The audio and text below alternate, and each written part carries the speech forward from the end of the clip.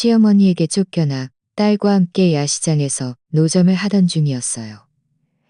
옆에서 국수를 드시던 할머니가 지갑을 잃어버리셨더군요. 저는 마지막 남은 5만 원으로 그분의 국수값을 대신 냈어요. 사람들은 모두 저를 바보라고 비웃었죠. 그런데 다음 날 그 할머니가 입을 여시자 저는 그 자리에서 멍해지고 말았어요. 제 이름은 지은, 올해 27살입니다. 결혼 3년 차의 딸 하은이는 이제 막 1살이 되었죠. 결혼 전에는 의류 매장 점장으로 일하며 매달 8억여만 원 넘게 벌어 꽤 윤택한 생활을 했어요. 하지만 시어머니는 여자는 결혼하면 남편과 아이를 돌봐야 한다며 제가 직장을 그만두기를 강요하셨죠. 남편과의 상호 이해를 생각하며 저는 결국 그만두고 전업주부가 되었습니다. 집에서 아이를 돌보고 살림을 하면 시어머니가 좀 더 잘해주실 거라 막연히 생각했지만 저는 착각하고 있었어요. 제가 아들이 아닌 딸을 낳았다는 이유만으로 시어머니는 한 번도 저에게 좋은 얼굴을 보여주지 않으셨죠. 매일 아침 6시에 일어나 아침밥을 차려야 했고 식사 후에는 딸의 기저귀를 갈고 젖을 먹인 다음 청소와 빨래를 해야 했어요. 정오까지 바쁘게 움직였지만 제 입에 들어가는 밥 한 숟가락도 없었죠. 시어머니는 소파에 앉아 텔레비전을 보거나 화투를 치어 나가셨고 단 한 번도 저를 돕는 법이 없었어요. 오히려 아들을 낳지 못하는 여자는 죄를 씻기 위해 더 많이 일해야 한다고 늘 말씀하셨죠. 남편 민준 씨에게 몇 번이나 이야기했지만 그는 늘 우리 엄마는 연세가 많으시니 네가 좀 받으려. 여자가 집에서 애 돌보는 건 당연한 본분이야 라고만 했어요. 단 한 번도 저를 편들어준 적이 없었죠. 시간이 흐르면서 저도 더 이상 말할 기운조차 없어졌고 그저 혼자서 모든 것을 감당해야만 했습니다. 그날 오후 딸에게 젖을 먹이고 있는데 시어머니가 화투를 치고 돌아오셨어요. 문에 들어서자마자 가방을 소파에 던지더니 저를 손가락질하며 욕설을 퍼부었죠. 지은아, 너 같은 쓸모없는 것. 오늘 김 여사네 가서 마작을 치는데 걔네 며느리는 또 아들을 가졌다고 하더구나. 그런데 너는 딸 자식 하나 낳아놓고 우리 시집안에서 뻔뻔하게 살고 있어. 정말 나를 속 터지게 하는구나. 제 품에 안겨있던 딸이 놀라 울음을 터뜨렸어요. 저는 서둘러 딸의 등을 토닥이며 달랬죠. 어머님, 그렇게 말씀하지 마세요. 하은이도 어머님의 손녀딸이잖아요. 누가 걔를 내 손녀로 인정해? 시어머니는 다가와 제 품에서 딸을 낚아채듯 유모차에 놓으며 말씀하셨어요. 너 잘 들어, 지은아. 우리 이씨 집안은 손자가 없으면 안 돼. 네가 아들을 못 낳으면 당장 민준이랑 이혼하고 나가. 우리 이씨의 집안의 대를 잇는 걸 방해하지 말고. 저는 시어머니의 흉측한 모습에 화가 나고 서러웠어요. 어머님, 아들, 딸은 제가 결정할 수 있는 게 아니잖아요. 그리고 저는 이혼할 생각도 없어요. 그저 딸 잘 키우고 민준 씨랑 오순도순 살고 싶을 뿐이에요. 오순도순 살고 싶다고? 시어머니는 비웃으며 말했어요. 아들도 못 낳는 니까짓게 무슨 자격으로 민준이랑 오순도순 살아? 나는 이미 민준이에게 김 여사의 조카를 소개해줬어. 그 집에서 우리 이씨 집안의 튼튼한 아들을 낳아주겠다고 했단 말이야. 저는 얼어붙었어요. 제 귀를 의심했죠. 어머님, 무슨 말씀이세요? 어떻게 그러실 수 있어요? 바로 그때 남편 민준 씨가 밖에서 돌아왔어요. 제가 오는 것을 보고도 위로해 주기는커녕 미간을 찌푸리며 말했죠. 지은아, 또 우리 엄마랑 싸웠어? 내가 몇 번이나 엄마 화나게 하지 말라고 했잖아.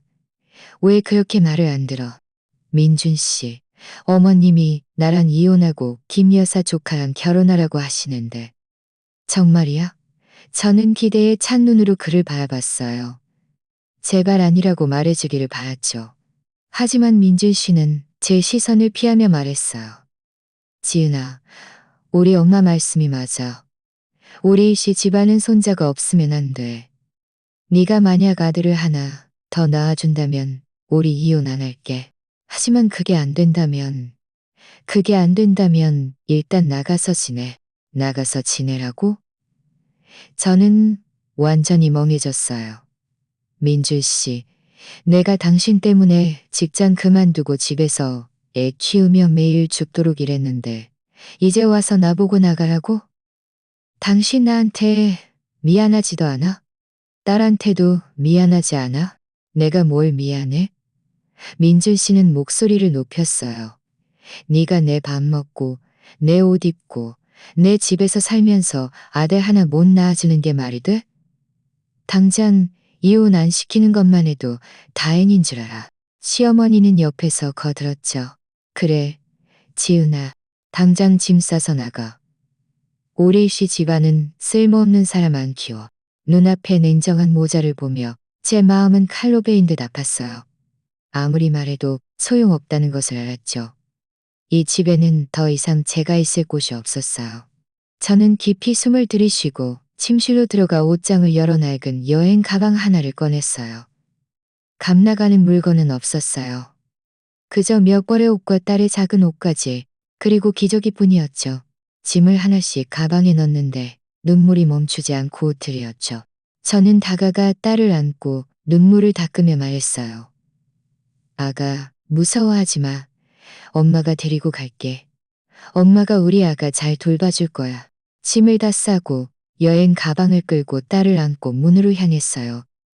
민준 씨는 소파에 앉아 눈꺼풀 하나 깜빡하지 않았죠.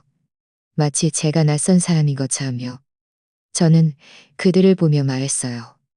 민준 씨, 하은이도 당신 딸이야. 앞으로 양육비 줘야 해. 매달 2억만 원. 만약 안 주면 법원에 고소할 거야.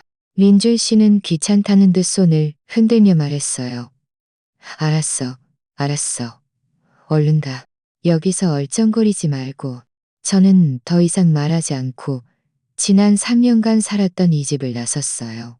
문이 닫히는 순간 저는 더 이상 참을 수 없어 딸을 안고 복도에 웅크려 울음을 터뜨렸어요. 딸도 제 슬픔을 느꼈는지 따라 울었죠. 작은 주먹으로 제 옷을 꼭 잡고서요. 한참을 울고 나서 저는 주먹으로 제 옷을 꼭 잡고서요. 딸에게 분유를 닫고 일어섰어요. 지금은 울고 있을 때가 아니라는 것을 알았죠. 빨리 지낼 곳을 찾아야 했고, 빨리 지낼 곳을, 딸을 먹여 살릴 돈을 벌 방법을 살릴 돈을, 빨리 지낼 곳을 찾아야 했고, 딸을 안고 여행 가방을 끌고 정처 없이 거리를 걸었어요.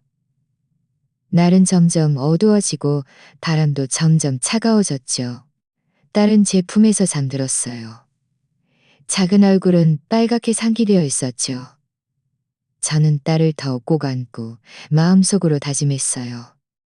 아무리 힘들어도 잘 살아남아 딸을 잘 돌볼 것이며 우리를 무시했던 사람들이 오늘의 행동을 반드시 후회하게 만들겠다고요. 딸을 안고 거리를 1시간 가까이 걸었더니 찬바람에 얼굴이 쉬어 아팠어요. 딸은 불안하게 잠들어 작은 눈썹을 찌푸리고 가끔 끙끙거렸죠. 빨리 잘 곳을 찾아야 한다는 것을 알았지만 손에 400만 원밖에 없어서 방을 빌리기에는 턱없이 부족했어요. 일단 저렴한 작은 여관에서 하루를 때워야 했죠. 몇 군데 여관을 물어보니 가장 저렴한 곳도 하룻밤에 8만 원이었어요. 저는 이를 악물고 야시장 근처의 한 곳을 골랐어요. 내일 야시장에서라도 일자리를 찾을 수 있을까 하는 생각이었죠. 딸을 여관의 작은 침대에 눕히고 저는 서둘러 나가 분유 한 통과 기저귀 한 팩을 샀어요. 거의 1억만 원을 썼으니 손에는 겨우 1만 원밖에 남지 않았죠. 딸이 분유를 먹는 모습을 보니 마음이 아팠어요.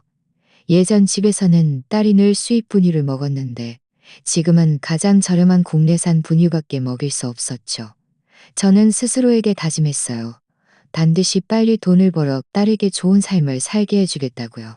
다음 날 아침 일찍 저는 딸을 안고 근처 야시장으로 향했어요. 야시장에는 오가는 사람들로 북적였고 옷 파는 사람, 길거리 음식 파는 사람, 장난감 파는 사람 등 활기가 넘쳤죠. 한 바퀴 둘러보니 액세서리 노점이 장사가 잘 되는 것 같았어요. 게다가 원가도 비싸지 않아 보였죠. 예전에 의류 매장 점장을 할 때 수공예를 조금 배웠던 것이 생각났어요. 어쩌면 수공예 헤어 액세서리를 만들어 팔 수 있을지도 모른다는 생각이었죠. 저는 딸을 안고 도매시장으로 가서 5만 원어치 색색의 리본과 진주, 접착제를 샀어요. 그리고 3만 원을 더 들여 접이식 작은 테이블과 체크무늬 천을 샀죠. 손에는 겨우 4만 원밖에 남지 않았어요. 여관으로 돌아와 딸을 유모차에 눕혀 장난감을 가지고 놀게 하고 저는 침대 옆에 앉아 수공예 헤어, 액세서리를 만들기 시작했어요. 리본은 똑같은 길이로 잘라야 했고 진주는 가지런히 붙여야 했으며 접착제는 너무 많이 바르지 않아야 했죠. 저는 정성껏 작업했어요. 어느새 20개도 넘는 헤어, 액세서리를 만들었죠. 분홍색, 파란색, 노란색 등 다양한 색상의 작은 진주나 꽃 장식이 붙어 있어 꽤 예뻤어요. 저녁 무렵 저는 딸을 안고 작은 테이블을 끌고 야시장으로 향했어요. 구석진 자리를 찾아 체크무늬 천을 테이블에 깔고 헤어, 액세서리를 하나하나 진열했죠. 이렇게 장사를 시작했어요. 처음에는 아무도 다가와 묻지 않아 조금 조바심이 났지만 크게 소리칠 용기는 없어서 그저 오가는 사람들을 바라보고 앉아 있었죠. 딸은 제 옆 유모차에 앉아 울지도 보채지도 않고 그저 큰 눈으로 저를 바라봤어요. 마치 저를 응원하는 것처럼요. 지나가던 아주머니 한 분이 귀여운 딸을 보고 멈춰 서서 아이를 귀여워해 주시다가 헤어 액세서리 가격을 물어보셨어요. 저는 얼른 말씀드렸죠. 아주머니, 이 헤어 액세서리는 하나에 1만 5천 원이에요. 제가 직접 만든 거라 품질도 아주 좋아요. 아주머니는 분홍색 헤어 액세서리 하나를 들어보시더니 꽤 정교하게 만들었네. 우리 손녀딸 하나 사줘야겠다고 말씀하셨어요. 이것이 제가 처음 판 헤어 액세서리였어요. 저는 너무 기뻤죠. 얼른 아주머니에게 포장해드리며 말씀드렸어요. 감사합니다. 아주머니. 따님이 착용하면 분명 예쁠 거예요. 첫 손님이 생긴 후 점차 더 많은 사람들이 다가와 물어보기 시작했어요. 밤 9시가 넘었을 때 저는 이미 헤어 액세서리 8개를 팔아 1만 원을 벌었죠. 너무나 감격스러웠어요. 내일 더 많이 만들면 더 잘 팔릴지도 모른다는 생각이었죠. 그런데 제가 막 장사를 접으려 할 때였어요. 옆에서 옷을 파는 노점 주인이 다가왔죠. 40대 중반의 통통한 체격의 여자였는데 얼굴에는 짜증이 가득했어요. 그녀는 제 작은 테이블 다리를 발로 툭 차며 말했죠. 이 노점은 어떻게 세워놓은 거야? 우리 노점 다 가리잖아? 몰라? 저는 얼른 일어서서 말했어요. 죄송합니다, 아주머니. 일부러 그런 게 아니에요. 당장 이쪽으로 좀 옮길게요. 옮긴다고 해결될 일이야? 여자는 비웃으며 말했죠. 내가 이 자리 한 달에 얼마 주고 빌리는 줄 알아? 너는 여기서 노점하면서 임대료 한 푼도 안 내고 내 장사까지 방해해? 당장 치워. 안 그러면 내가 네 물건 다 던져버릴 거야. 그녀의 흉측한 모습에 저는 조금 겁이 났지만 그렇다고 물러설 수는 없었어요. 이것이 제가 돈을 벌 수 있는 유일한 방법이었으니까요. 저는 말했어요. 아주머니, 저는 그저 딸을 먹여 살릴 돈을 좀 벌고 싶을 뿐이에요. 아주머니, 장사 방해하지 않을게요. 좀 더 옆으로 옮길게요. 절대 방해 안 될 거예요. 딸 먹여 살린다고? 여자는 유모차 안의 딸을 힐끗 보더니 말했죠. 보아하니 너는 그저 공짜로 자리 차지하려는 것 같네. 당장 치워. 안 그러면 내가 직접 나설 거야. 주변 사람들이 모두 구경하러 모여들었어요. 어떤 사람은 저 여자 너무 심하네. 혼자 아이 키우는 엄마인데 힘들 텐데라고 말했고 어떤 사람은 누가 임대료도 안 내고 노점을 하랬어? 여기서 장사하는 게 원래 불법이지라고 말했죠. 저는 그 여자를 보고 다시 주변 사람들을 보며 마음속으로 서럽고 화가 났어요. 하지만 싸울 수 없다는 것을 알았죠. 만약 그녀가 정말 제 물건을 던져버린다면 저는 아무것도 남지 않을 테니까요. 저는 입술을 깨물며 말했어요. 아주머니, 내일은 안 올게요. 오늘은 조금만 더 팔면 안 될까요? 여자는 제가 수그러들자 태도가 조금 나아졌어요. 그래, 오늘 하루만이다. 내일부터는 오지 마. 그렇게 말하고는 돌아서서 가버렸어요. 저는 다시 제자리로 돌아앉았고 눈물이 멈추지 않고 흘러내렸죠. 주변 사람들도 더 이상 볼거리가 없자 모두 흩어졌어요. 딸도 제가 슬픈 것을 알아챘는지 손을 뻗어 제 옷을 잡고 끙끙거렸어요. 저는 눈물을 닦고 딸을 안으며 말했어요. 아가, 미안해. 엄마 때문에 서러움을 겪게 해서. 장사를 접고 저는 딸을 안고 작은 테이블을 끌고 여관으로 돌아왔어요. 비록 오늘 서러움을 겪었지만 1~2만 원을 벌었으니 수확은 있었죠. 저는 컵라면 하나를 사서 먹고 딸에게는 분유를 타서 먹였어요. 딸이 잠든 모습을 보며 저는 마음속으로 다짐했죠. 아무리 많은 어려움이 닥쳐도 포기하지 않고 반드시 딸에게 좋은 삶을 살게 해주겠다고요. 그 후 며칠 동안 저는 매일 야시장에 나가 노점을 했어요. 다만 위치를 바꿨죠. 길거리 음식을 파는 박씨 부부 노점 옆이었어요. 박씨 부부는 아주 좋은 분들이셨어요. 저를 싫어하지 않을 뿐만 아니라 종종 저와 딸에게 찐빵을 주시곤 했죠.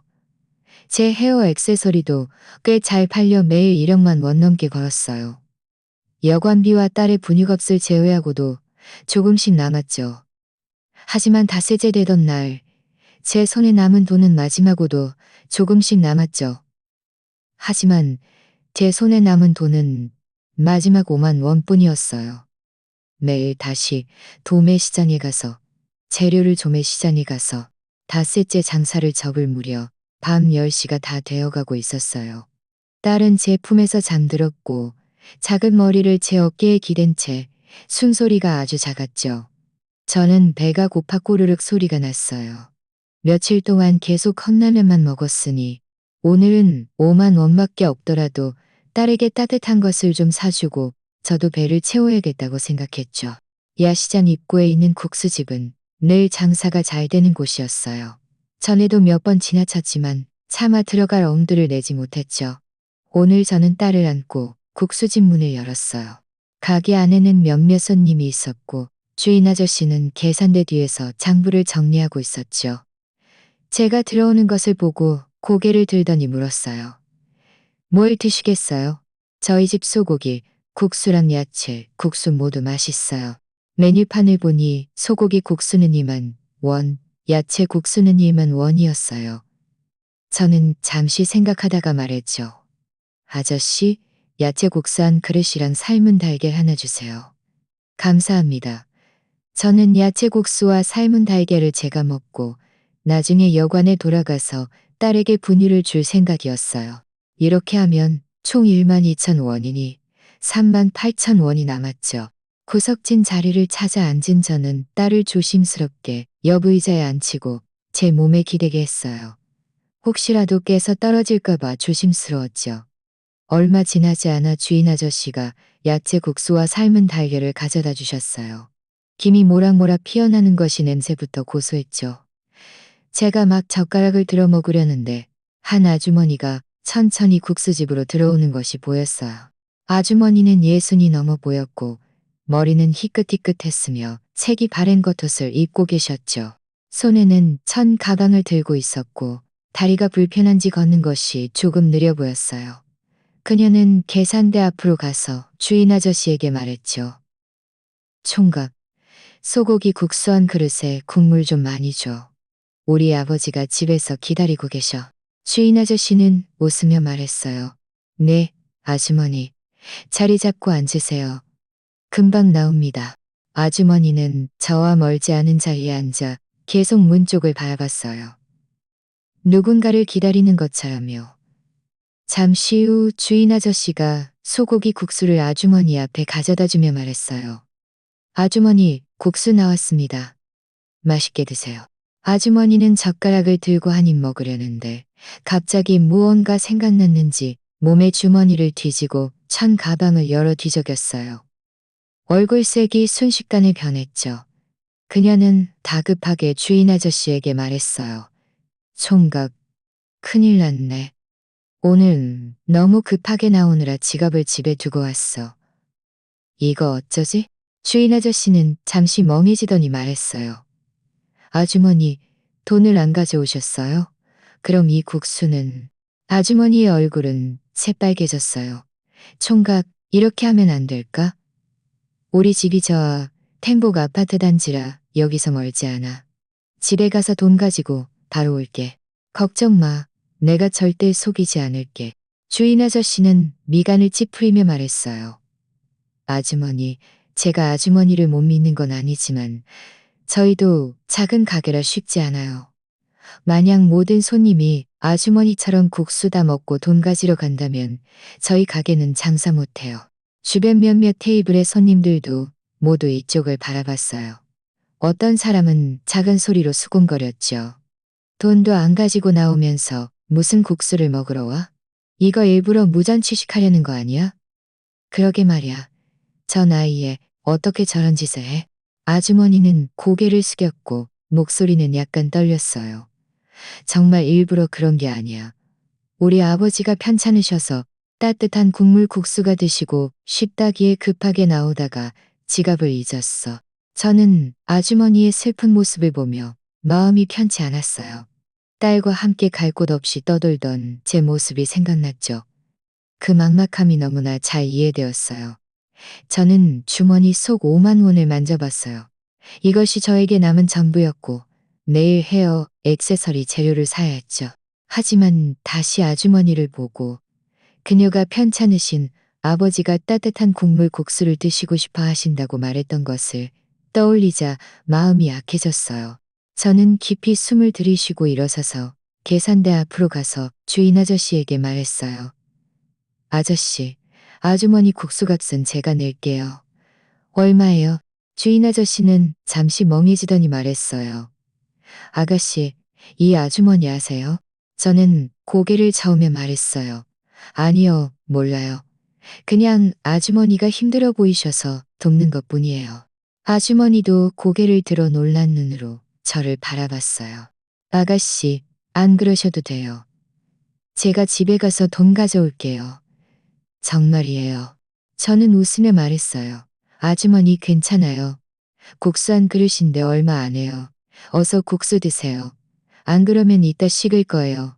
아버님도 기다리실 텐데요. 주인 아저씨는 말했어요. 아주머니 소고기 국수가 2만 원이고 아가씨 야채 국수랑 삶은 달걀이 1만 2천 원이니 총 3만 2천 원입니다. 저는 주머니에서 5만 원을 꺼내 주인 아저씨에게 건네며 말했어요. 잔돈은 괜찮아요. 나머지는 아저씨 가지세요. 주인 아저씨는 돈을 받더니 약간 미안하다는 듯 말했어요. 아가씨, 정말 좋은 분이시네요. 고맙습니다. 아주머니는 제 앞으로 와서 제 손을 잡으며 말했어요. 아가씨, 정말 고마워요. 이름이 뭐예요? 어디 사세요? 제가 내일 꼭 돈 갚을게요. 저는 웃으며 말했어요. 아주머니, 안 갚으셔도 돼요. 정말 괜찮아요. 제 이름은 지은이고 이 근처 야시장에서 수공예 헤어 액세서리 노점해요. 혹시 시간 되시면 구경 오세요. 바로 그때 옆 테이블의 남자 한 명이 갑자기 웃으며 말했어요. 너 바보 아니야? 모르는 사람한테도 돈을 대신 내줘. 만약 저 사람이 사기꾼이면 어쩌려고? 너 옷차림 보아하니 애까지 데리고 다니는 게 부유해 보이지도 않는데 무슨 큰손 행세야. 다른 여자도 거들며 말했어요. 그러게 말이야.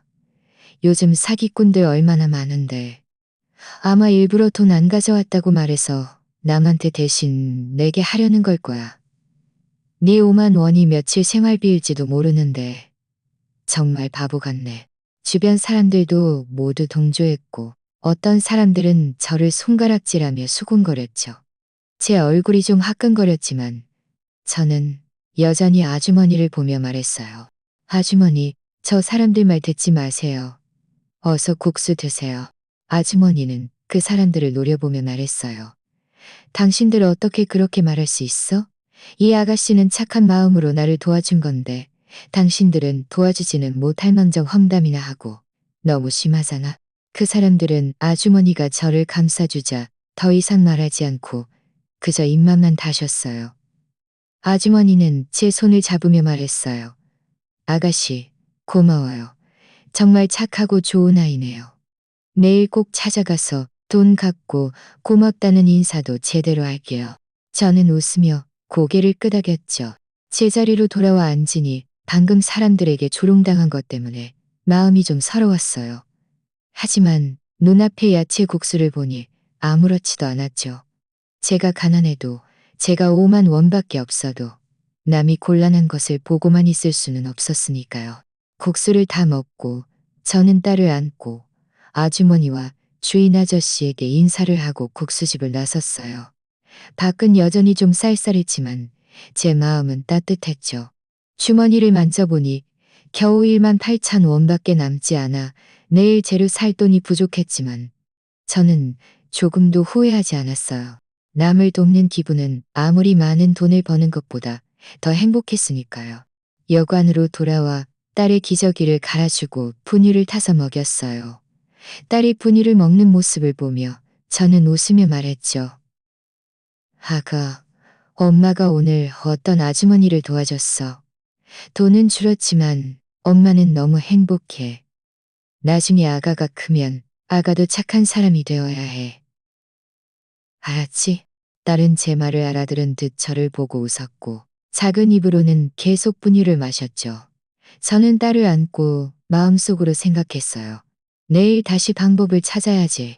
아마 도매시장 사장님께 사정을 말해서 재료값을 나중에 갚는 조건으로 외상할 수 있을지도 몰라. 포기하지 않으면 반드시 방법이 있을 거야. 하지만 저는 다음 날 그 아주머니가 정말 저를 찾아올 줄은 꿈에도 몰랐어요. 게다가 상상도 못할 놀라운 소식을 가져오실 줄은 더더욱 몰랐죠. 다음 날 아침 일찍 저는 딸을 안고 도매시장으로 가서 전에 재료를 샀던 노점을 찾아갔어요. 사장님께 사정을 말하고 겨우 5만 원어치 재료를 외상할 수 있었죠. 오늘 헤어 액세서리를 팔면 바로 갚겠다고 약속했어요. 사장님은 제가 아이를 데리고 다니는 것이 힘들어 보였는지 이번할 노를 더 주시며 말했어요. 아가씨, 힘들 텐데 이거 가져가서 잘 써. 앞으로도 자주 와서 우리 가게 물건 사주고. 저는 연신 고맙다고 인사하며 재료를 안고 여관으로 돌아와 서둘러 헤어 액세서리를 만들었어요. 딸은 아주 착하게 유모차에 앉아 인형을 가지고 놀았죠. 가끔 끙거리면 저는 하던 일을 멈추고 잠시 놀아주다가 다시 만들었어요. 오후 4시가 넘었을 때 저는 총 30개가 넘는 헤어 액세서리를 만들었죠.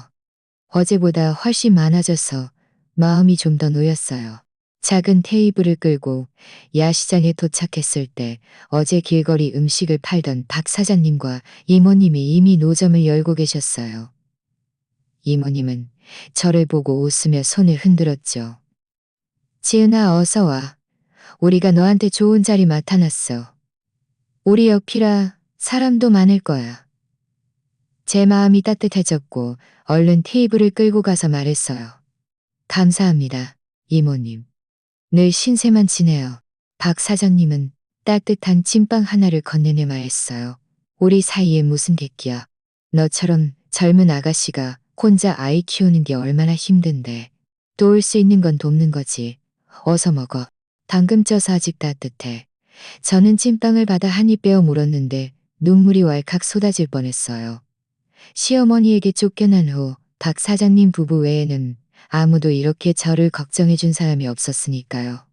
저는 찐빵을 조금 떼어 딸에게 먹여줬어요. 딸도 아주 맛있게 먹으며 작은 입으로 쩝쩝거렸죠. 헤어 액세서리를 진열하고 얼마 지나지 않아 사람들이 가격을 물어보기 시작했어요. 저는 열정적으로 설명했고 1시간 만에 헤어 액세서리 5개를 팔아 7만 5천 원을 벌었죠. 마음속으로 기뻐하고 있는데 갑자기 누군가 저를 불렀어요. 지은 아가씨, 지은 아가씨. 고개를 들어보니 어제 국수집에서 만났던 그 아주머니였어요.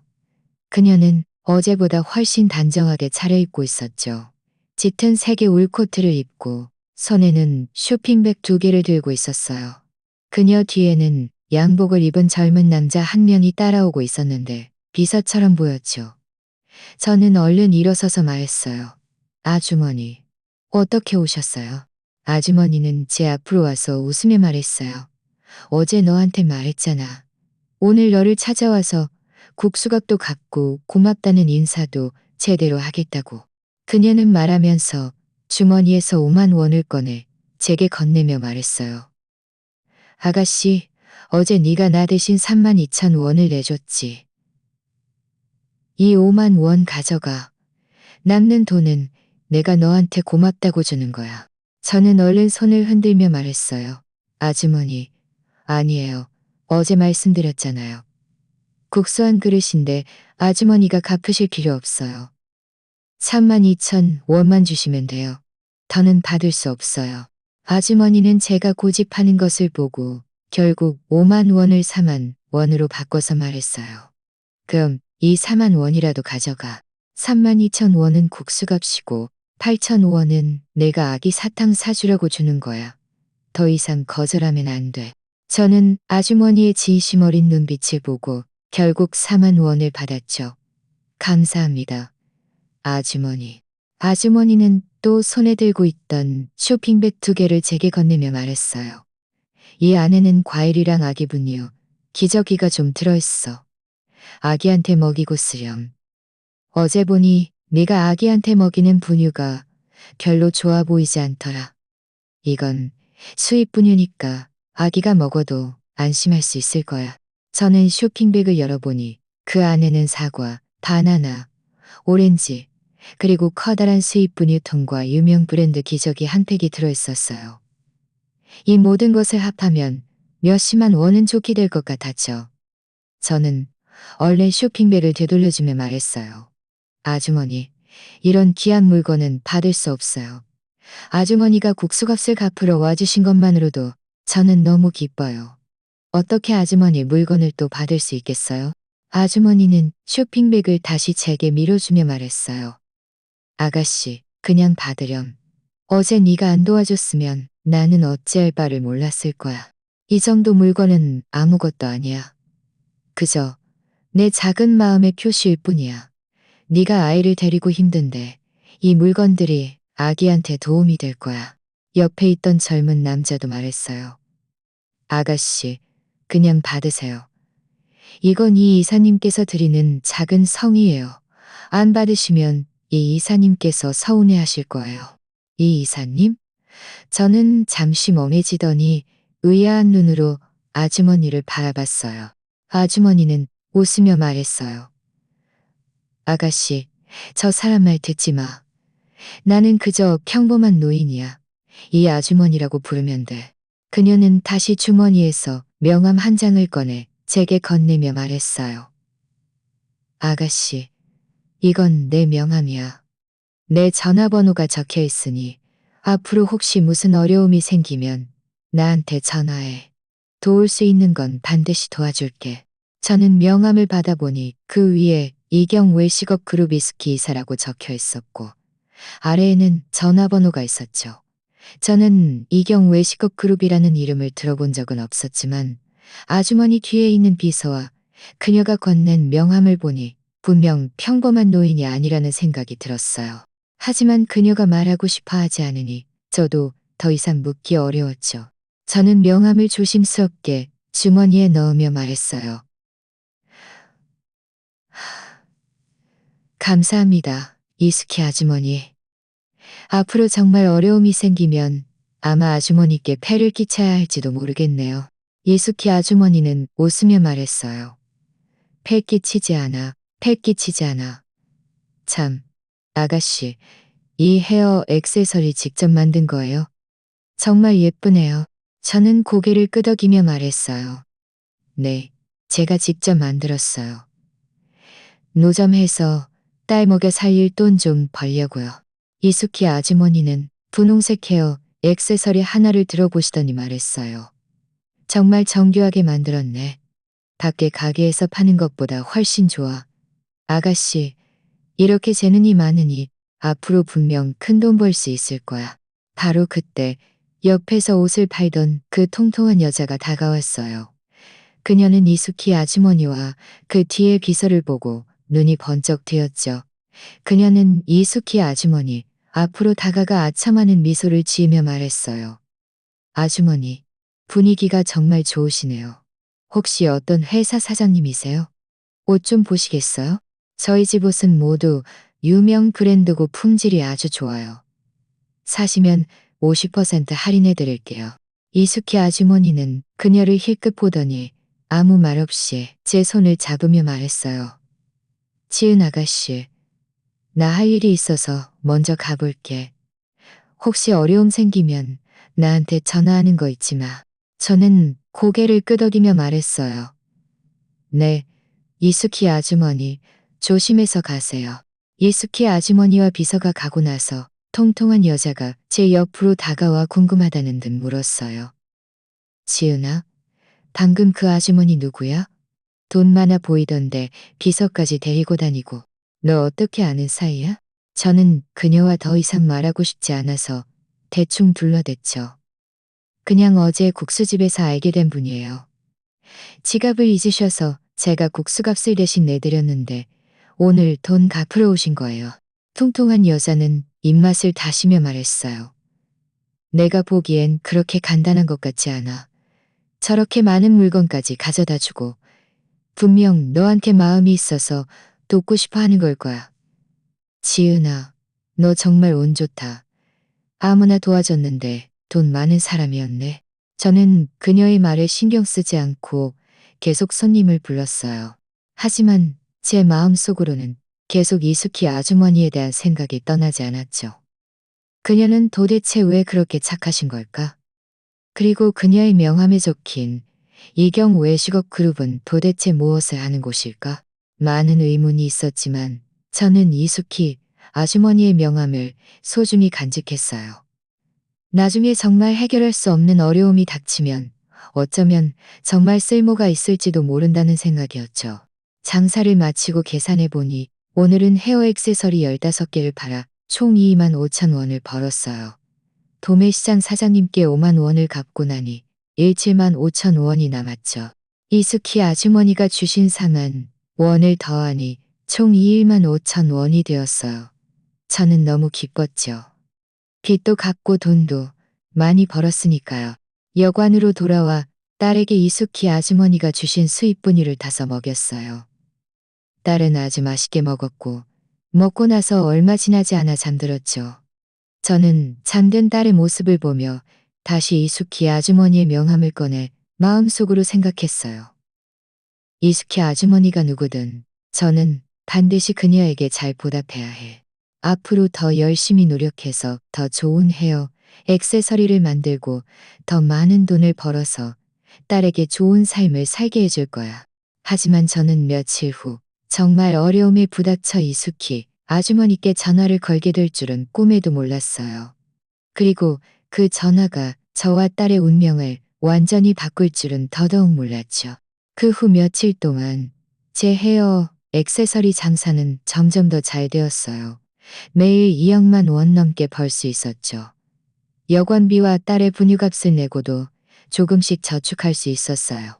저는 돈을 좀 더 모아서 장기 임대할 방을 구할 생각이었는데 생각지도 못하게 문제가 스스로 찾아왔죠. 그날 저녁 무렵 제가 막 헤어 액세서리를 진열했을 때였어요. 시어머니가 그녀의 여동생과 이웃 2명을 데리고 기세등등하게 이쪽으로 걸어오는 것이 보였어요. 그들은 다가오자마자 제 작은 노점을 에워쌌죠. 시어머니는 두 손으로 허리를 짚고 저를 손가락질하며 욕했어요. 지은아, 너 정말 대단하구나. 남의 자식 데리고 야시장에서 노점이나 하고. 우리 이씨, 집안의 체면을 다 깎아내리는구나. 주변 사람들이 순식간에 모여들어 손가락질하며 수군거렸죠. 딸은 시어머니의 목소리에 놀라 울음을 터뜨렸어요. 저는 얼른 딸을 안고 등을 토닥이며 달랬죠. 어머님, 그렇게 심한 말씀 하지 마세요. 이 아이는 어머님의 손녀딸이지 남의 자식이 아니에요. 제가 노점에서 딸 먹여 살리는 건데 도대체 뭐가 창피하다는 거예요. 손녀딸이라고? 시어머니는 비웃으며 말했어요. 나는 저렇게 창피한 손녀딸 없어. 네가 아들을 못 낳아서 우리 이씨 집안이 이렇게 된 거 아니야? 민준이는 지금 김 여사의 조카랑 아주 잘 지내고 있어. 다음 달에 민준이랑 결혼해서 분명 우리 씨 집안에 튼튼한 아들을 낳아줄 거라고 했단 말이야. 그녀의 여동생도 거들었죠. 그래, 지은아. 민준이 그만 괴롭히고 얼른 이혼하고 양육비 받아서 나가. 여기서 얼쩡거리지 말고.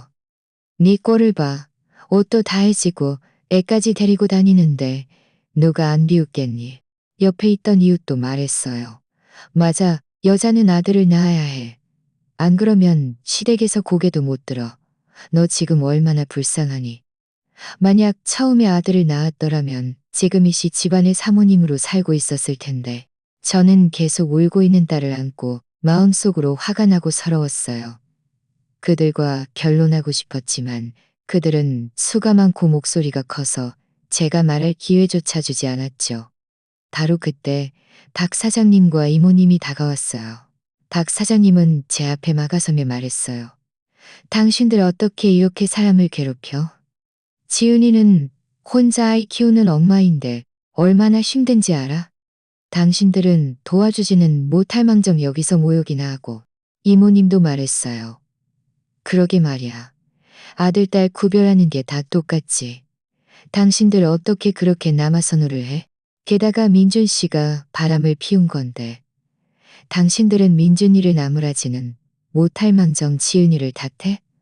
정말 상도덕도 없어. 시어머니는 박 사장님 부부를 노려보며 말했어요. 우리 씨 집안일에 당신들이 무슨 상관이야? 당신들 쓸데없는 참견하지 마. 양측이 팽팽하게 맞서고 있을 때 갑자기 누군가 외쳤어요. 이 이사님, 오셨습니까?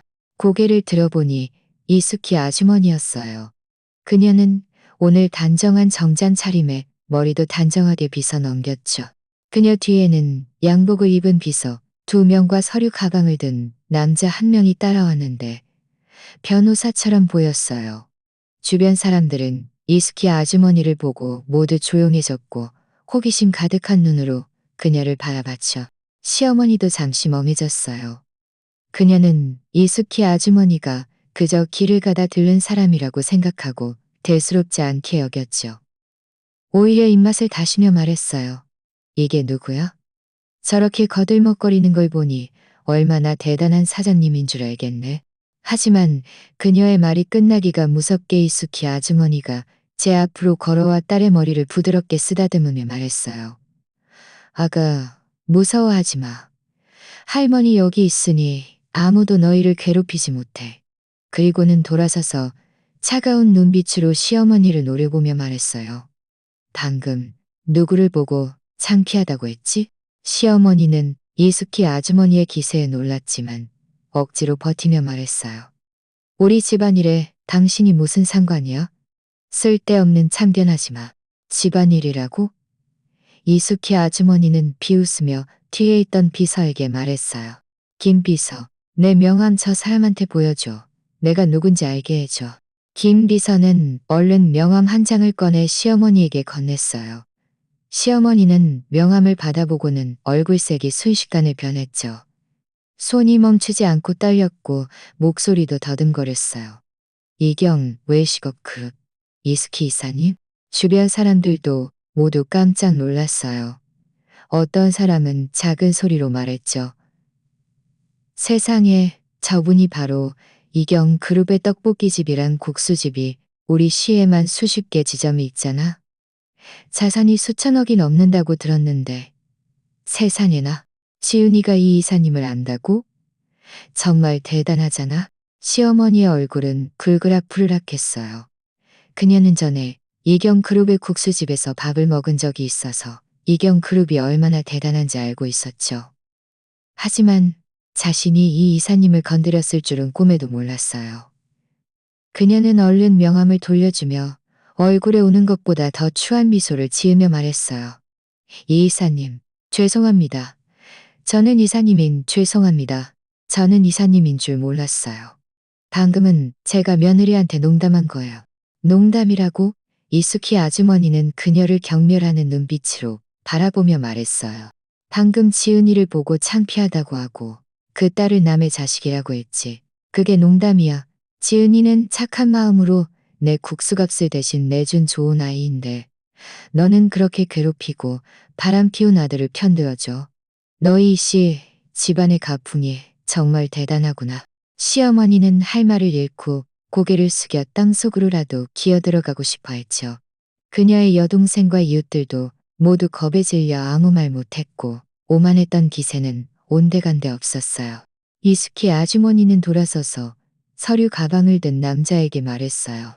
최 변호사, 지은 아가씨한테 협력 의향서를 건네줘요. 최 변호사는 얼른 서류 가방에서 서류 한 부를 꺼내 제게 건네며 말했어요. 지은 씨, 이건 이경그룹과 지은 씨의 협력 의향서입니다. 이 이사님께서 지은 씨가 만드신 수고미의 헤어 액세서리가 아주 정교하다고 하시며 이경그룹의 모든 매장에 지은 씨의 헤어 액세서리를 진열하여 판매하고 싶다고 하셨습니다. 수익은 저희가 3, 지은 씨가 7로 나누고 또한 지은 씨께는 헤어 액세서리 제작을 위한 액세서리, 지은 씨께는 헤어 액세서리, 지은 씨께는 헤어 액세서리. 저는 그 자리에 멍하니 서서 손에 협력 의향서를 든 채 꿈을 꾸는 것 같았어요. 이경 그룹이 저와 협력하고 싶어 한다니.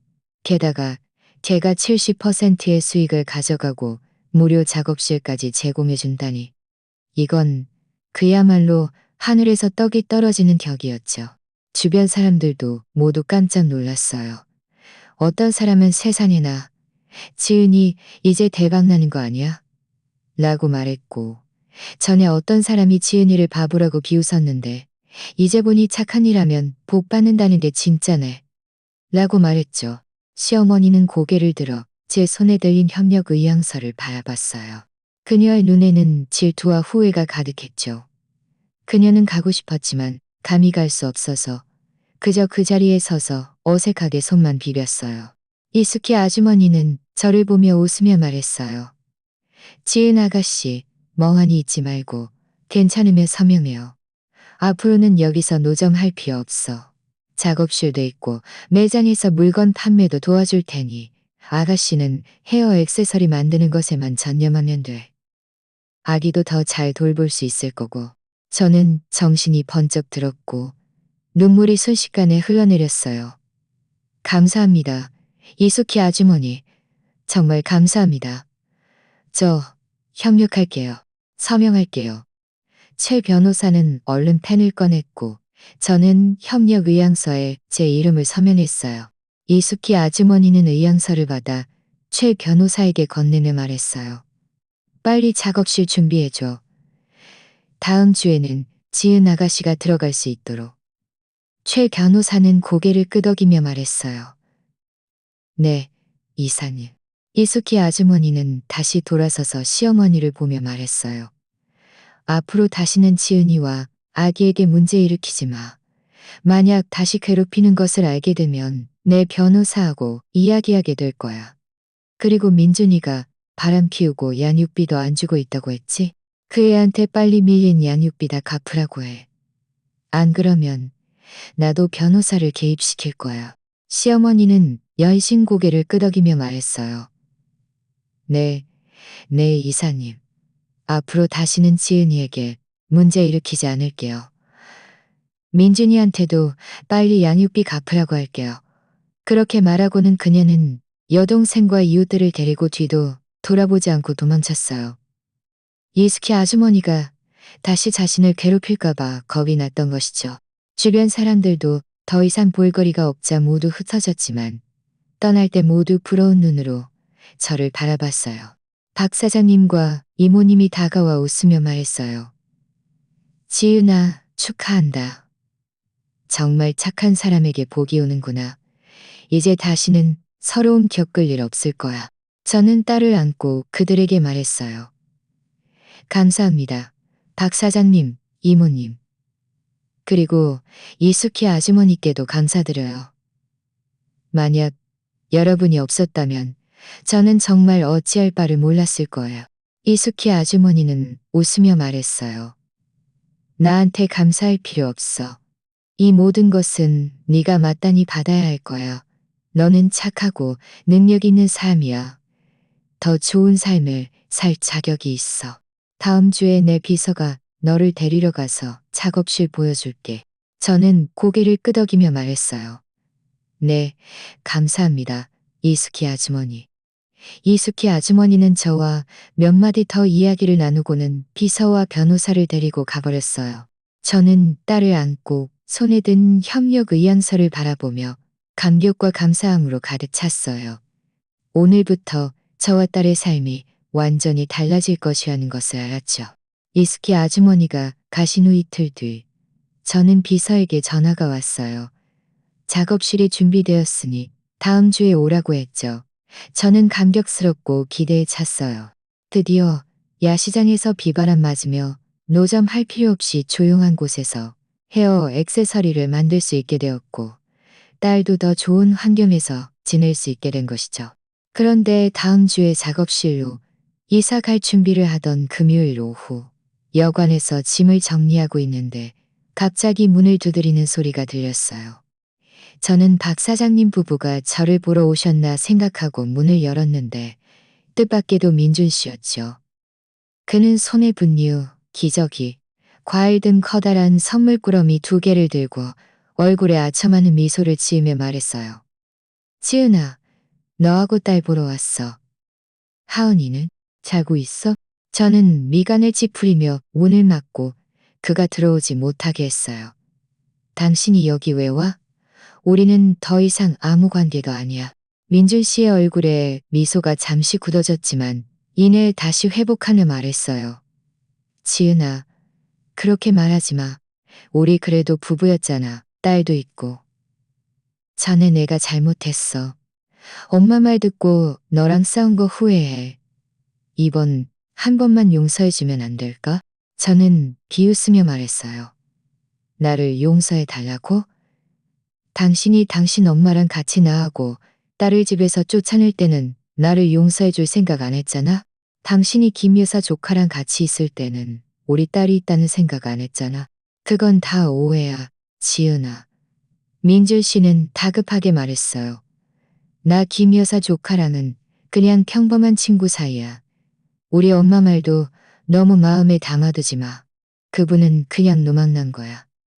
남아서 너 사상에 빠져서 나 네가 지금 이경 그룹 이사님하고 협력해서 앞으로 큰 돈 벌 수 있다는 거 알아. 나도 너랑 같이 잘 살고 싶어. 너하고 딸 잘 돌봐줄게. 그제야 저는 그가 진심으로 저와 재결합하고 싶어 하는 것이 아니라는 것을 깨달았어요. 제가 이숙희 아주머니와 협력해서 앞으로 잘 될 것이라는 소식을 듣고 저에게 빌려온 것이었죠. 제 마음은 더욱 역겨웠어요. 민준 씨, 당신이 무슨 꼼꼼이인지 모르는 줄 알아? 당신 내가 이 이사님하고 협력한 거 듣고 내 덕 좀 보려고 온 거 아니야? 민준 씨는 제 말에 속마음이 들통나자 얼굴이 좀 화끈거렸지만 억지로 우기며 말했어요. 아니야, 지은아. 나는 정말 너랑 잘 살고 싶어. 봐. 내가 너하고 딸한테 이렇게 많은 물건을 사왔잖아. 다 좋은 브랜드야. 제발 화 풀면 안 될까? 그는 말하면서 저를 밀치고 문을 열고 들어오려 했어요. 저는 얼른 그를 막아서며 말했어요. 들어오지 마. 여기 당신 환영하네. 당신하고 나하고는 이미 끝났어. 어서 가. 지은아, 주제넘게 굴지 마. 민준 씨는 제가 단호한 태도를 보이자 얼굴에 미소가 사라지고 어조도 강경해졌어요. 내가 아기 아빠야. 이 방 내가 돈 주고 빌린 거 아니야? 내가 들어오고 싶으면 들어오는 거지. 원문에서는 이 방 내가 돈 주고 빌린 거 아니야? 가 아니라 이 방은 내가 돈 주고 빌린 거다가 더 자연스럽습니다.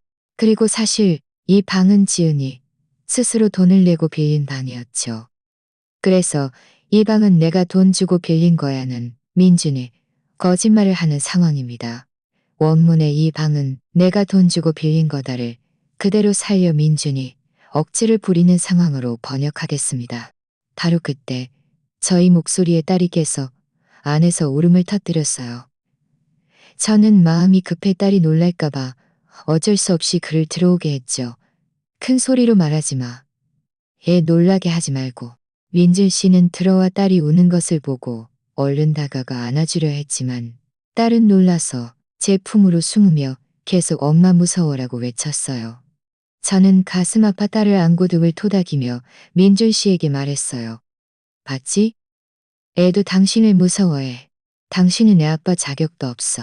민준 씨는 얼굴이 좀 어색해지더니 말했어요. 애가 나랑 어색해서 그래.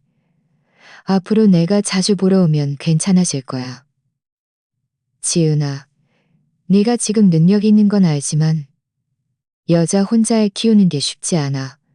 내가 있으면 도와줄 수도 있고. 게다가 우리가 재결합하면 나도 너한테 문제 일으키지 않을 거고 너도 안심하고 이 이사님하고 협력할 수 있잖아. 얼마나 좋아. 꿈깨. 민준 씨. 저는 딸을 안고 단호한 눈빛으로 말했어요. 나는 평생 결혼 안 해도 당신하고는 재결합 안 해. 그리고 당신이 아기 아빠라고 말했지만 우리가 집에서 쫓겨난 후 당신은 양육비 한 푼도 안 줬어. 지금 정식으로 말하는데 매달 딸에게 2억년만 원씩 양육비를 18살까지 주든가 아니면 내가 법원에 고소할 거야. 그러면 당신은 양육비뿐만 아니라 법적 책임까지. 민준 씨는 잠시 멍해졌어요. 제가 이렇게 강경하게 나올 줄은 몰랐던 것이죠. 그는 제가 예전처럼 자신에게 순종하던 지은이인 줄 알았어요. 그는 얼굴색이 변하더니 말했어요. 지은아, 너무 심하잖아. 나 지금 일도 없는데 무슨 돈으로 양육비를 줘? 네가 지금 이 이사님하고 협력해서 돈도 부족하지 않을 텐데 며칠만 봐주면 안 돼? 일이 없다고? 저는 서랍에서 사진 한 장을 꺼내 그의 앞에 던졌어요.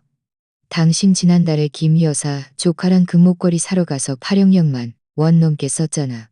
그런데 왜 일도 없고 돈도 없다고 해? 이 사진은 내 친구가 찍은 거야. 만약 인정 안 하면 증거 더 많아. 민준 씨는 사진을 들고 얼굴색이 순식간에 새하얗게 변했어요. 사진 속에는 그가 김 여사 조카와 함께 금은방에서 목걸이를 고르고 있었는데 두 사람은 아주 친밀하게 웃고 있었죠. 그는 제가 그런 증거를 가지고 있을 줄은 몰랐어요. 손이 멈추지 않고 떨리며 말했어요. 너 어떻게 이 사진을? 내가 어떻게 가졌는지는 중요하지 않아. 중요한 건 당신이 양육비를 줘야 한다는 거야. 저는 그를 바라보며 의심의 여지가 없는 어조로 말했어요. 당신에게 3일 줄게. 전에 밀린 석 달치 양육비 6억년만 원을 나한테 주든가 아니면 앞으로 매달 2억년만 원을 내 카드에 제때 입금하든가. 안 그러면 내가 법원에 고소할 거야. 그러면 당신은 양육비뿐만 아니라 당신 명성도 바닥에 떨어질 거고 누가 당신이랑 어울리려 하겠어. 민준 씨는 저의 단호한 눈빛을 보고 다시 사진을 보더니 제가 그를 협박하는 것이 아니라는 것을 알았어요. 그는 전에 회사에 다닐 때 명성을 가장 중요하게 생각했죠. 만약 정말 고소당하면 직장도 잃고 사람들의 비웃음거리가 될 것이었어요. 그는 이를 악물고 말했어요. 좋아. 줄게. 내일 바로 6억년만 원 줄게. 앞으로 매달 양육비도 제때 줄 거야. 법원에 고소하지 말아줘. 저는 고개를 끄덕이며 말했어요. 좋아. 하지만 명심해. 이건 당신이 아버지로서 마땅히 해야 할 책임이지 내가 빌어서 받는 게 아니야. 그리고 앞으로 양육비 주는 것 외에는 나하고 딸 찾아오지 마. 우리는 당신하고 더 이상 아무 관계도 없어. 민준 씨는 얼굴색이 좋지 않은 채 고개를 끄덕였어요. 바닥에 놓여있던 선물들을 들고 말했죠. 이 물건들 가져가서 애 먹여. 내일 돈 가져다 줄게. 난 먼저 갈게. 그는 그렇게 말하고는 초라하게 가버렸고 문도 제대로 닫지 못했어요. 저는 그의 뒷모습을 보며 미련은커녕 해방감만 느꼈어요. 오늘부터 다시는 그와 시어머니에게 괴롭힘 당하지 않을 것이라는 것을 알았죠. 저는 저와 딸을 위해 살 것이고 그들보다 1억년배 더 잘 살 것이었어요. 다음 날 민준 씨는 정말 6억년만 원을 가져왔고 앞으로 매달 양육비를 제때 주겠다는 각서도 써주었어요. 저는 돈을 받고 각서를 보며 마음이 훨씬 놓였죠. 이것은 딸의 양육비일 뿐만 아니라 저와 딸의 미래, 삶의 보장이었으니까요. 오후에 이숙희 아주머니의 비서가 저에게 전화해서 작업실 열쇠가 준비되었으니 내일 오라고 했어요. 저는 딸을 안고 창밖의 햇살을 바라보며 희망으로 가득 찼죠. 지난 어려움은 이미 지나갔고 미래에는 저와 딸을 기다리는 아름다운 일들이 많다는 것을 알았어요. 짐을 다 정리하고 저는 박 사장님 부부에게 전화해서 그동안의 보살핌에 감사드렸어요. 박 사장님 부부는 웃으며 말했죠. 지은아, 우리한테 감사할 필요 없어. 이 모든 것은 네가 마땅히 받아야 할 거야. 앞으로 시간 되면 우리 보러 와. 우리도 네 결혼식에 초대받아 식사할 날을 기다리고 있을게. 여기서 네 결혼식에 초대받아 식사할 날을 기다릴게. 대신 좋은 일 생기면 잔치라도 해라. 처럼 미래의 좋은 일을 축하하는 의미로 번역했습니다. 저는 웃으며 말했어요. 네, 꼭 그럴게요. 저는 웃으며 말했어요. 저는 마음속으로 다짐했어요. 네, 꼭 그럴게요. 저는 딸을 안고 여관을 마지막으로 둘러봤어요. 이곳은 작고 환경도 좋지 않았지만 앞으로 더 열심히 노력해서 더 좋은 헤어 액세서리를 만들고 이숙희 아주머니의 믿음을 저버리지 않고 저와 딸을 저버리지 않을 거라고요. 다음 날 아침 일찍 저는 딸을 안고 여행 가방을 끌고 이숙희 아주머니의 비서를 따라 작업실로 향했어요. 작업실을 보았을 때 저는 완전히 놀랐죠. 100제곱미터가 넘는 방이었는데 제작구역, 전시구역, 휴식구역으로 나뉘어 있었어요. 제작구역에는 새 테이블과 의자가 놓여 있었고 전시구역에는 진열대가 있었으며 휴식구역에는 딸이 잘 수 있도록 특별히 마련된 작은 침대까지 있었죠. 비서는 웃으며 말했어요. 지은 씨, 이건 이 이사님께서 특별히 지은 씨를 위해 마련하신 거예요. 이사님께서 지은 씨가 아이를 데리고 힘든데 여기서 일도 하고 아이도 돌볼 수 있도록 하라고 하셨어요. 그리고 이사님께서 지은 씨께 5천만 원을 드렸는데 재료 구매를 위한 초기 자금이라고 하셨어요. 혹시 부족하시면 다시 말씀해 달라고 하셨습니다. 저는 눈앞의 작업실을 보고 비서가 건넨 5천만 원을 보며 눈물이 순식간에 흘러내렸어요. 이것은 단순한 작업실이나 초기 자금이 아니라 이숙희 아주머니의 저에 대한 믿음과 도움이라는 것을 알았죠. 저는 마음속으로 다짐했어요. 반드시 열심히 해서 이숙희 아주머니의 기대를 저버리지 않고 여기까지 걸어온 저의 고생을 저버리지 않을 거라고요. 작업실 안에 새 테이블과 의자, 그리고 딸을 위해 특별히 준비된 작은 침대를 보며 제 마음은 한없이 따뜻해졌어요. 비서는 제 여행 가방을 휴식구역으로 옮겨주고 작업실의 전기, 수도, 사용법과 재료 구매처를 알려준 후에 떠났죠. 저는 딸을 안고 제작구역으로 가서 옆에 있는 아기 울타리에 앉혔어요. 그 안에는 이숙희 아주머니가 준비해 주신 장난감들이 이미 놓여 있었죠. 딸은 들어가자마자 작은 오리 인형을 잡고 삑삑 소리를 내며 놀기 시작했어요. 저는 테이블에 앉아 전에 남을 리본과 진주를 꺼내 헤어 액세서리 디자인을 좀 더 개선할 생각이었죠. 전에는 야시장에서 기본적인 디자인만 팔았지만 이제 이경그룹의 매장에서 기본적인 디자인만 팔았지만 저는 헤어 액세서리에 작은 방울을 달거나 다른 색깔의 리본으로 무늬를 짜 넣으면 더 특별해 보일 것이라고 생각했어요. 바로 시행에 옮겼죠. 먼저 작은 방울이 달린 분홍색 헤어 액세서리를 만들어 봤어요. 살짝 흔들자 맑은 소리가 났는데 아주 귀여웠죠.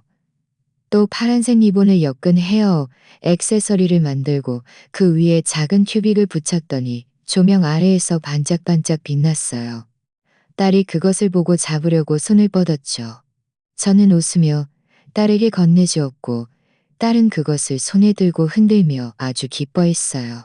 그 후 며칠 동안 저는 매일 작업실에서 헤어 액세서리를 만들었어요. 아침 9시부터 오후 5시까지 바쁘게 움직였죠. 중간에 딸이 잠들면 인터넷으로 최신 액세서리, 유행 트렌드를 찾아보고 새로운 디자인을 만들기도 했어요.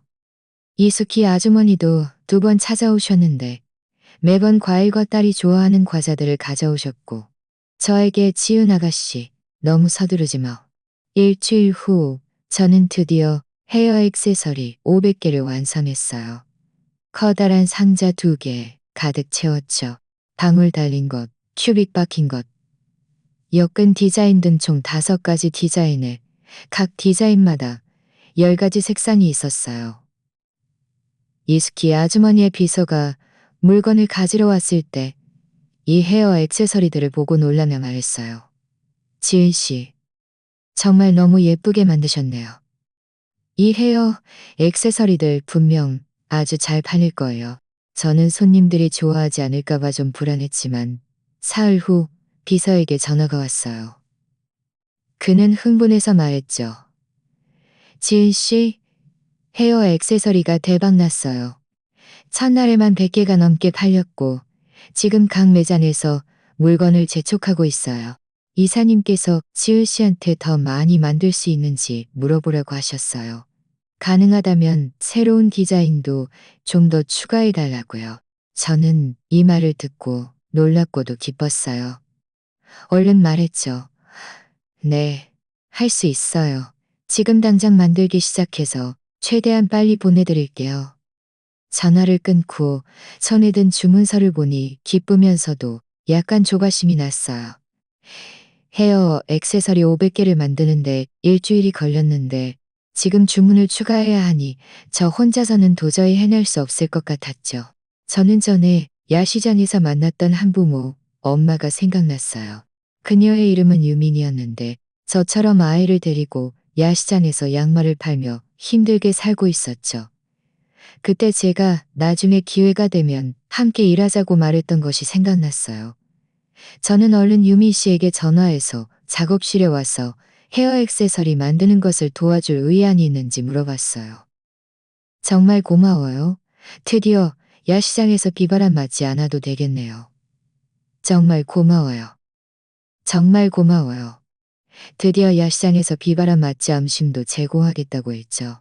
다음 날 아침 일찍 유미 씨는 3살 난 아들을 데리고 왔어요. 그녀의 아들은 아주 착하게 제 딸과 함께 애기 울타리에서 놀았고 두 아이는 금방 친해졌죠. 유민 씨는 손재주가 좋아서 헤어 액세서리 만드는 것을 아주 빨리 배웠어요. 첫날에만 3가지 디자인을 배웠고 아주 정교하게 만들었죠. 그녀의 도움으로 저희는 매일 200개가 넘는 헤어 액세서리를 만들 수 있게 되어 전보다 2배 이상 빨라졌어요. 얼마 지나지 않아 이수키 아주머니가 2명의 한부모 엄마를 더 소개해 주셨어요. 한 명은 예리, 다른 한 명은 지혜였죠.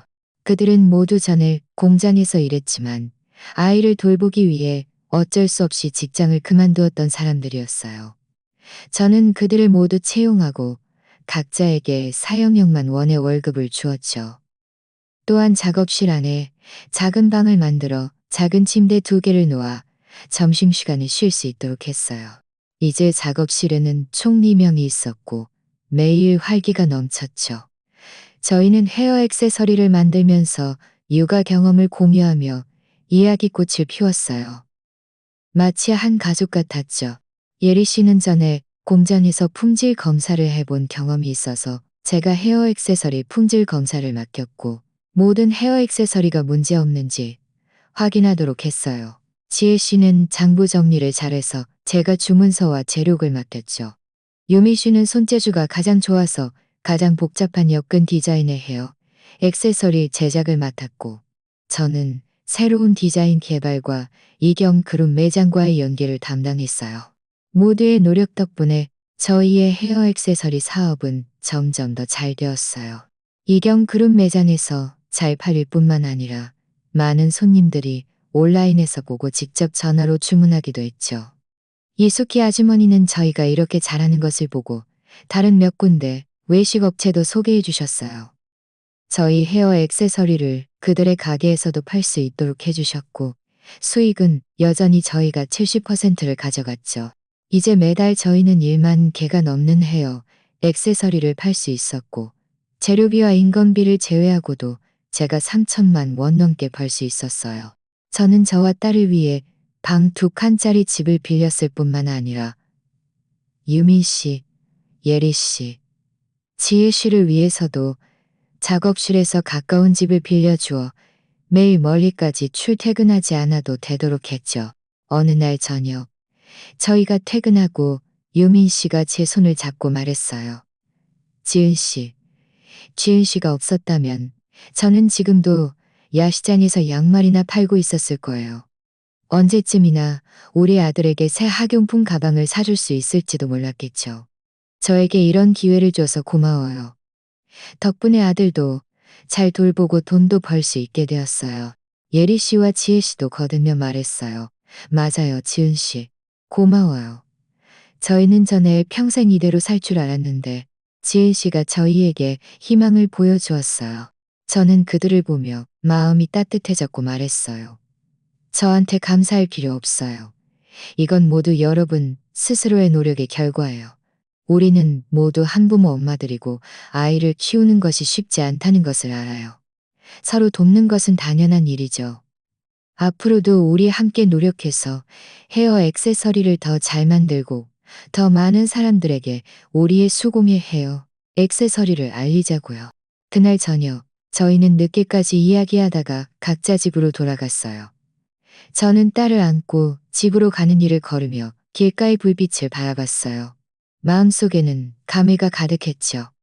전에는 시댁에서 쫓겨난 후 저와 딸이 고생만 할 줄 알았는데 작은 선행 덕분에 이숙희 아주머니 같은 귀인을 만나고 제가 좋아하는 일을 찾고 저와 같은 한부모 엄마들을 도울 수 있게 될 줄은 꿈에도 몰랐어요.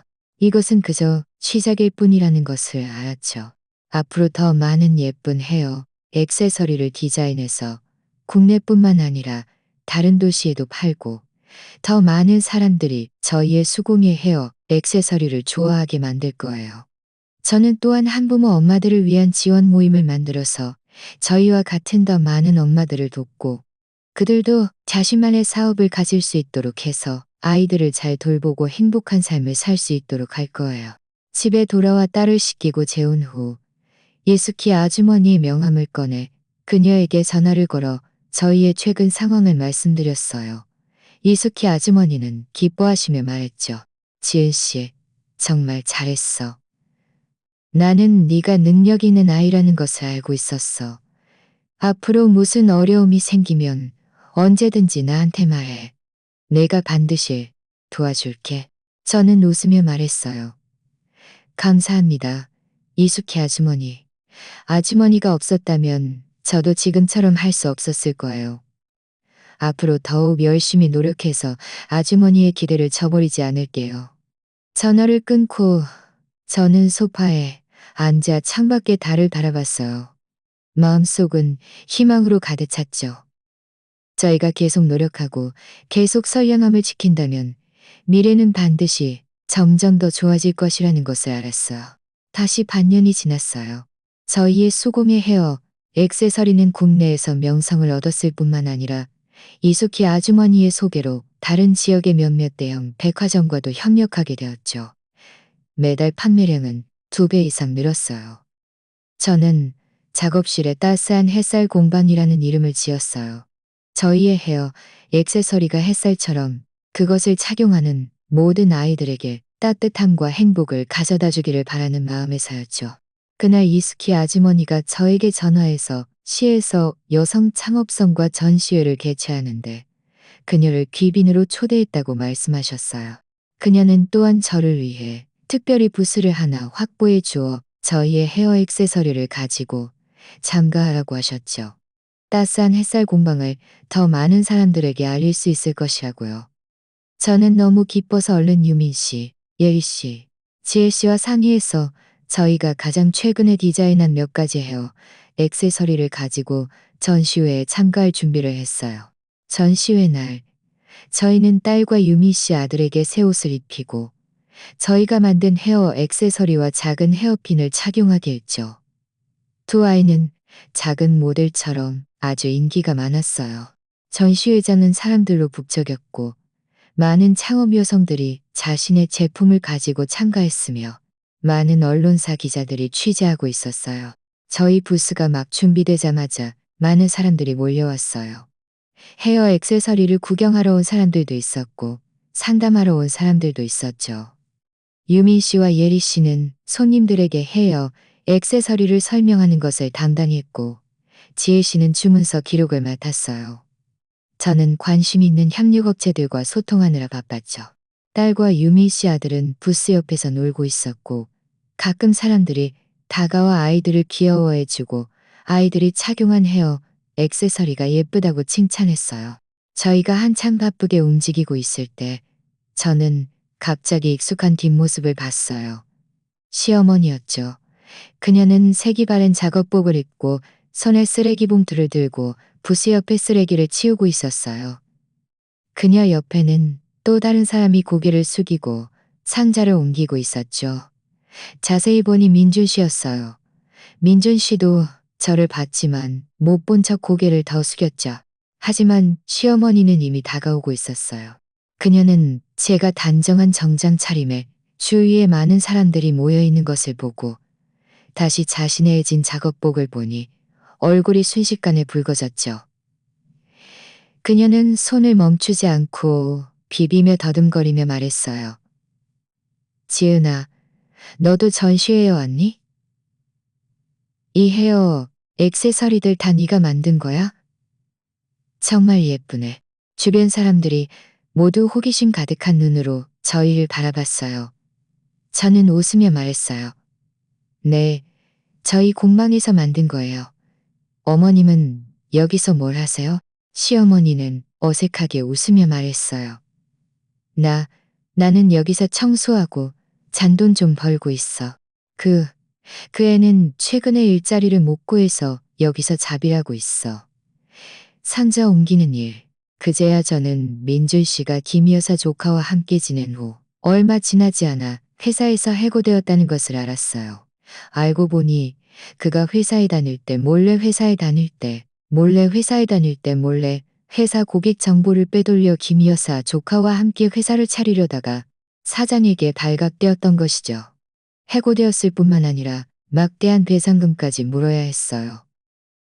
김 여사 조카는 대상금까지 물어야 했어요. 민준 씨도 다가왔어요. 그는 제 눈을 똑바로 쳐다보지 못하며 말했어요. 너 지금 정말 잘 지내는구나. 나도 네가 잘 돼서 기뻐. 저는 그들의 초라한 모습을 보며 동정심은커녕 당연하다는 생각만 들었죠. 저는 시어머니에게 말했어요. 어머님, 만약 어머님이 제대로 사람답게 사시고 남아선호 사상에 빠지지 않고 민준 씨 편들어서 저와 하은이를 괴롭히지 않았더라면 지금 이렇게 되지도 않았을 거예요. 민준 씨, 당신이 처음에 성실하게 일하고 저와 하은이에게 책임감을 가졌더라면 지금처럼 제대로 된 직업도 없이 살지 않았을 거예요. 시어머니는 고개를 더 깊이 숙이며 말했어요. 지은아, 전에는 우리들이 잘못했어. 너는 마음 넓으니 우리한테 따지지 마. 네가 지금 이렇게 능력 있으니 민준이한테 일자리 좀 찾아줄 수 없겠니? 그 애가 또 일자리 못 구하면 우리 모자는 정말 살아갈 수 없을 거야. 주변 사람들이 모두 수군거리기 시작했어요. 저 할머니 너무 심하네. 전에는 사람 괴롭히더니 이제 와서 잘 되는 사람한테 도움이나 청하고. 그러게 말이야. 저런 사람은 도와주면 안 돼. 스스로 반성하게 내버려 둬야지. 저는 시어머니를 보며 침착한 어조로 말했어요. 저는 어머님들을 도울 수 없어요. 일자리는 스스로 찾아야 하고 삶은 스스로 살아가야 하는 거예요. 남한테 빌어서 잘 살 수 있는 게 아니에요. 어머님들은 스스로 앞으로 어떻게 살아가야 할지, 어떻게 사람답게 살아야 할지 잘 생각해 보세요. 그렇게 말하고는 저는 더 이상 그들을 보지 않고 돌아서서 협력업체와 계속 소통했어요. 시어머니와 민준 씨는 그 자리에 어색하게 서 있다가 조용히 가버렸죠. 그들의 뒷모습을 보며 제 마음속에는 아무런 파동도 없었어요. 저는 더 이상 그들에게 영향을 받지 않을 것이고 제 삶은 점점 더 좋아질 것이라는 것을 알았죠. 전시회가 끝난 후 저희의 헤어 액세서리는 최고 창의 제품상을 받았어요. 많은 언론사 기자들이 저를 찾아와 창업 경험에 대해 물었죠. 저는 그들에게 제가 오늘날의 성과를 이룰 수 있었던 것은 이숙희 아주머니의 도움과 제 동료들 덕분이라고 말했어요. 저는 모든 한부모 엄마들에게 아무리 큰 어려움이 닥쳐도 포기하지 말라고 말하고 싶어요. 노력하고 선량함을 지킨다면 반드시 자신이 원하는 삶을 살 수 있을 거라고요. 인터뷰가 방송된 후 많은 한부모 엄마들이 저희에게 전화해서 저희 공방에 합류하고 싶다고 말했어요. 저는 유민 씨, 예리 씨, 지혜 씨와 상의한 후 공방 규모를 확장하기로 결정했어요. 더 큰 작업실을 빌리고 더 많은 한부모 엄마들을 채용했죠. 또한 무료 수공예 교육 과정을 개설하여 그들에게 헤어 액세서리 만드는 법을 가르쳐 더 많은 한부모 엄마들이 수입을 얻고 아이들을 잘 돌볼 수 있도록 했어요. 이제 따스한 햇살 공방에는 20명이 넘는 직원들이 있는데 모두 한부모 엄마들이에요. 저희 제품은 국내에서 잘 팔릴 뿐만 아니라 무역 회사를 통해 해외에도 팔리고 있죠. 저는 딸을 최고의 유치원에 보냈고 매일 퇴근 후 딸을 데리러 가서 함께 놀고 이야기를 들려줘요. 딸은 이제 점점 더 밝고 자신감 있는 아이가 되었죠. 누가 엄마가 무슨 일을 하느냐고 물으면 늘 자랑스럽게 말해요. 우리 엄마는 헤어 액세서리 만드는 사람이에요. 엄마가 만든 헤어 액세서리가 제일 예뻐요. 어느 날 저는 딸을 데리고 이숙희 아주머니를 찾아갔어요. 이숙희 아주머니는 딸의 행복한 모습을 보시더니 웃으며 말했어요. 지은 씨, 지금 정말 잘 지내는구나. 내가 사람을 잘못 보지 않았어. 저는 딸을 안고 이숙희 아주머니께 말했어요. 감사합니다. 이숙희 아주머니. 아주머니가 없었다면 저도 지금처럼 할 수 없었을 거예요. 저는 계속 따스한 햇살 공방을 운영하며 더 많은 한부모 엄마들을 돕고 아주머니의 선의를 계속 이어나갈 거예요. 이숙희 아주머니는 고개를 끄덕이며 말했어요. 좋아. 나는 널 믿어. 앞으로 무슨 어려움이 생기면 언제든지 나한테 말해. 아주머니 댁을 나설 때 서쪽 하늘에는 노을이 지고 있었어요. 황금빛 햇살이 저와 딸의 몸에 쏟아졌죠. 저는 딸을 안고 집으로 가는 길을 걸으며 행복과 감사함으로 가득 찼어요. 저는 전에 어둠과 고통을 겪었지만 작은 선행 덕분에 귀인을 만나고 저의 가치를 찾고 더 많은 사람들을 도울 수 있게 되었다는 것을 알았죠. 또한 앞으로 갈 길이 멀다는 것도 알았지만 저는 선량함과 용기를 가지고 계속 나아갈 거예요. 따스한 햇살 공방의 햇살이 더 많은 한부모, 엄마들의 삶을 비추고 더 많은 아이들이 제 딸처럼 따뜻함과 행복 속에서 자랄 수 있도록 할 거예요. 이것이 제가 가장 하고 싶은 일이고 제 평생 가장 자랑스러운 일입니다. 자, 오늘의 이야기는 여기까지입니다. 시청해 주셔서 감사합니다. 제 채널이 마음에 드신다면 구독과 좋아요 부탁드립니다. 행복하세요.